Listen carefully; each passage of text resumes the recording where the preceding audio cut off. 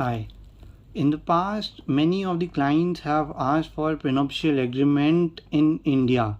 So I wanted to cover this topic. Prenuptial agreement is an agreement between couple before they get married.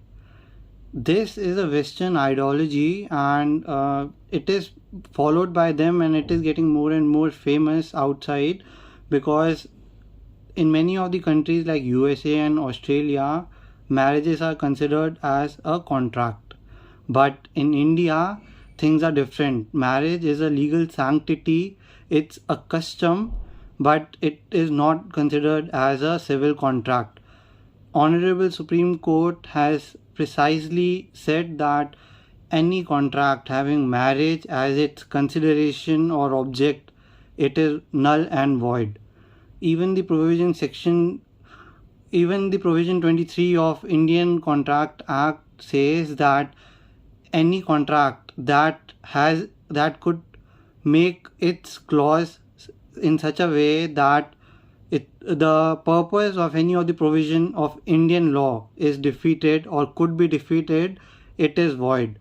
So it is not at all valid in India. It is not.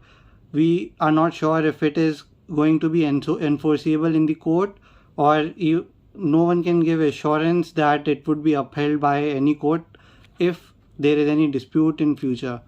So, but in Goa, since the Portugal Civil Code is followed, it is valid over there. But for the rest of India, I would rather recommend that we should still have the prenuptial agreement in place, but we should not completely rely on it. We should rather consider it as an MOU, Memorandum of Understanding, where both parties, the couple, they have clear intentions before they enter into the this agreement, so that all their finances is sorted, and in case there is any dispute or any kind of their contradiction is there, then we can refer to this particular agreement, and it will waive off many of the chances that there are of fights, which could be for many things, be it the marriage expenses that were borne by them,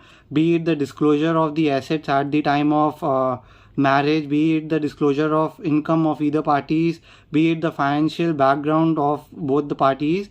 So there are multiple chances of any dispute being aroused at the later stage. So this would help a lot in getting it resolved, but still we should be mindful that it is not enforceable in India.